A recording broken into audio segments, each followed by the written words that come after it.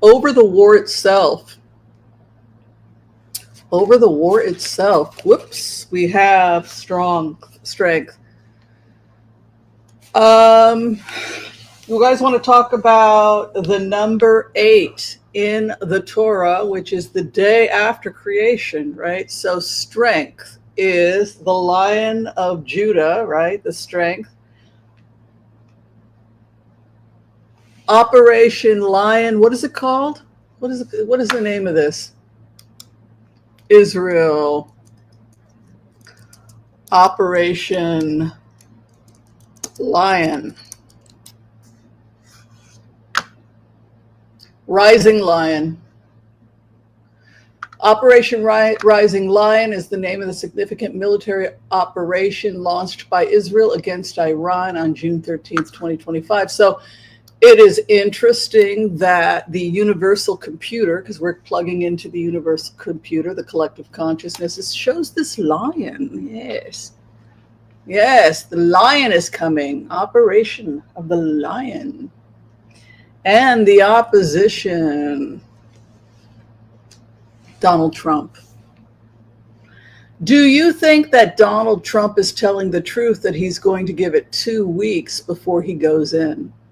What do y'all think about that? Do you think that he's going to give it 2 weeks, or he's just giving false information to the Iranians? It's interesting because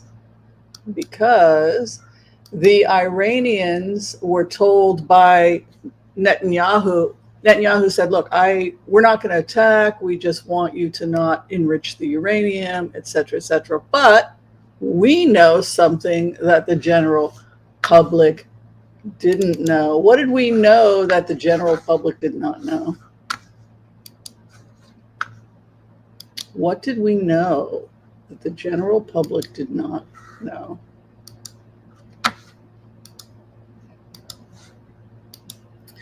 We knew that that wasn't true. When did we know that wasn't true? December 19th, 2023, letter to the IDF, military operations. We had done the math, right? Because I was working on my PhD, right? And I started to use supercomputers to try and figure out how we could prevent massive deaths because of the conflict after October 7th. And what was the results of the supercomputers, with Whimsy pounding away at supercomputers for a week? I can't do a Joe Biden impersonation, but first we get to cease fire. That's phase 1. Phase 2, we have an exchange of hostages. And phase 3, we get to rebuild. But what did Joe Biden keep in his back pocket and not tell everybody? He didn't publicly announce phases 4 and 5, even though the data pointed to phases 4 and 5. We are not going to have global safety when we are 1 minute to midnight in a nuclear holocaust if we don't do what? Number 4, take out Putin. He can be arrested in the and tried in The Hague, I said. You know, the point is he had to be removed. And 5, dismantle Iranian leadership, right? Because this is going to go on and on and on, and eventually it will result in a nuclear war if steps 4 and 5. I looked at the statistics. It was about 95% nuclear war. I was pretty upset because I was like, no, I don't want us to have to take out Putin. I just want people to be nice to each other, right? So the great thing about using supercomputers is that they just give you the information without the emotional bias, which I think is really important. The final thing, 6, was that we do not make a deal with Iran and Russia for normal relations with the Abraham Accords, which was on the table because what the data showed is if we did that, they would use it to rebuild their arms in Ukraine and the Middle East, and then they would really take us out in a couple of years. So that's what they would have done with the money. So there's no point. If they're hell-bent on taking out the West, why would we help them do that? And so the 6th point is these people cannot enter the Abraham Accords trade deal. But who could enter the Abraham Accords trade deal?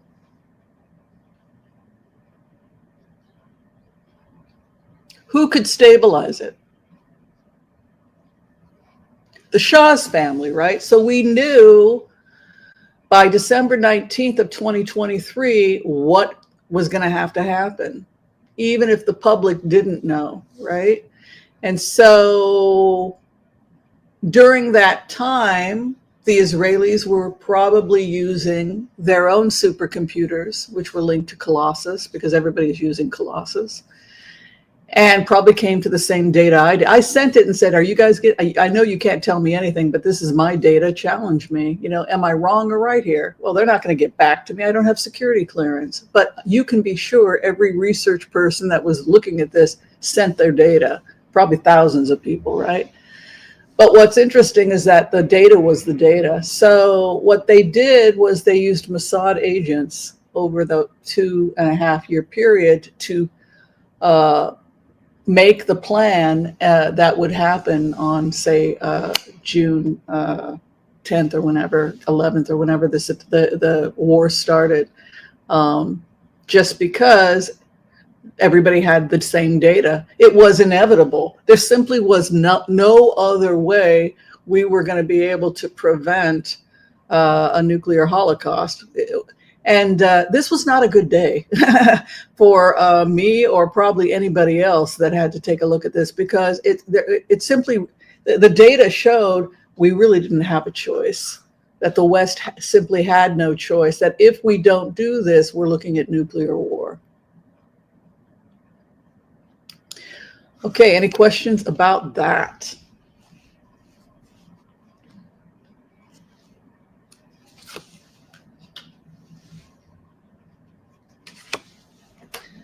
There's the new contract, 3 of Pentacles coming in. So we've got a new contract. The business world wants to come back. That's also interesting for me to see, because you've got, by the way, I think that's the Shah's son. But you've got the 3 of Pentacles coming in, a new contract in truth. Yeah, the Shah's son's coming back. I will do a verification on that, but I'm pretty sure the King of Pentacles is the new Shah. So yeah, I'm going to go ahead and predict here that the war, we have just the lion, rising lion here, just in the middle of the war. We have the opposition winning with Trump's card. Again, I want to point out that the data, I had the data a civilian December 19th. When do you think Israel had the data? Probably 10 years before that, right? You know, like, so it doesn't really matter whether it had been Joe Biden or Donald Trump, because we knew, Biden knew where this was headed. It couldn't be avoided. There was no way, based on the data, that this could be avoided. So it doesn't really matter who the president is. You know, if he says 2 weeks, what he's really doing is just a psychological game to get us all prepared. But if you look at the data, it's like, okay, fine, whatever. We can just sit. That's why I kept complaining to Joel. Remember, like Joel also, we showed each other the data. Joel talked to me about it because we talked about it because we had the data. It's like, why is this taking so long? Why is this taking so long? Why is this taking so long? Because we had the data. So what is the problem now that Joel and I keep talking about? Keep talking about Putin. Why is Putin still in power? If phase 4 was we had to remove Putin first because he was actually less stable than Iran, why didn't he go out first? What's Elon Musk's argument? What did Elon Musk basically say? It's really hard to take out a leader who is popular with his own people, right?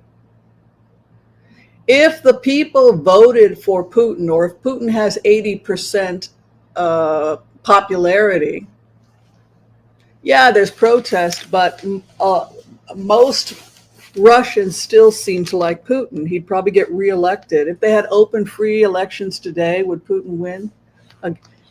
You know, maybe he'd get 63% as opposed to 90, right? The bottom line is that the reason it became a problem isn't necessarily that anybody was a proxy for Russia, though we were doing trade with Russia, right? The problem was Whimsy. There's a huge difference between taking out a guy that the Iranians hate.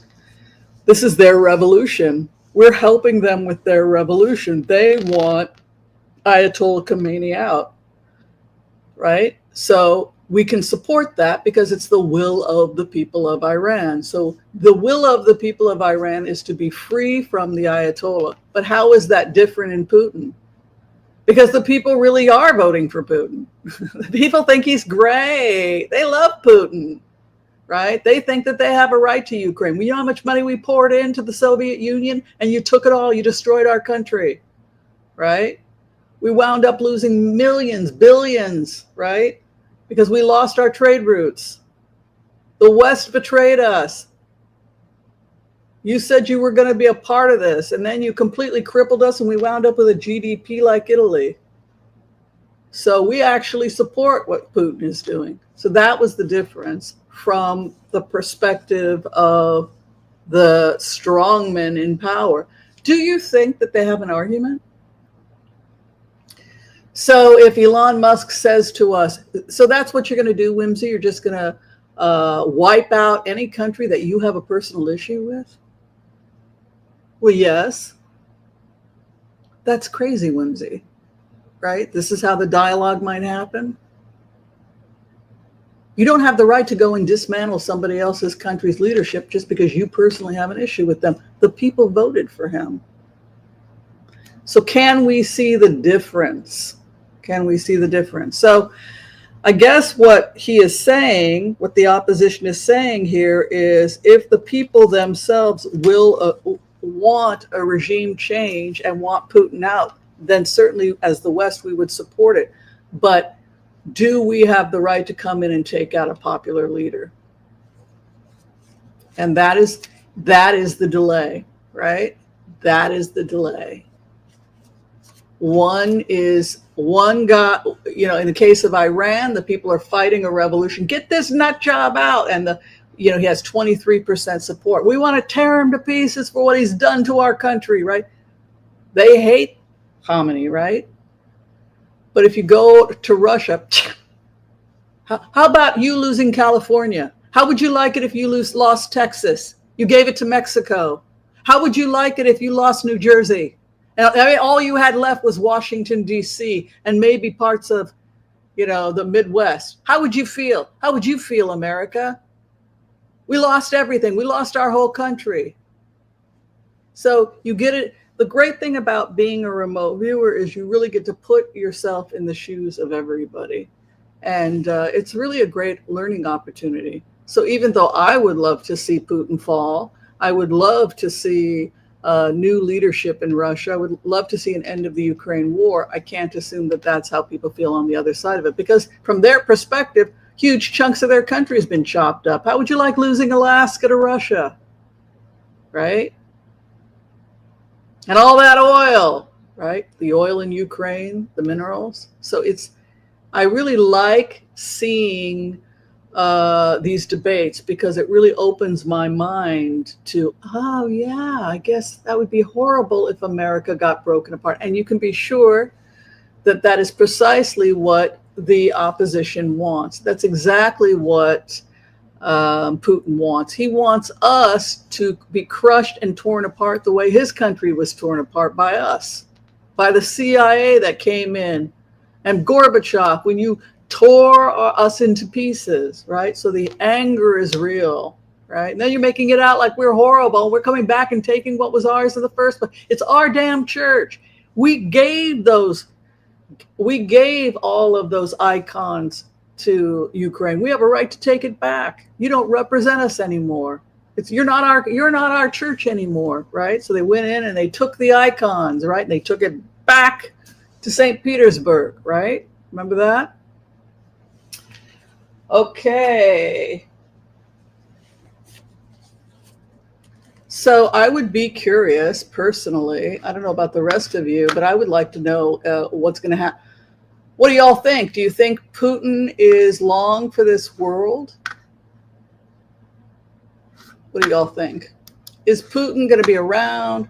Do they have a point? Is this why it's so hard for him to get assassinated? Because so many people are protecting him? Like, well, maybe we should keep the guy around because he's popular with the oligarchs.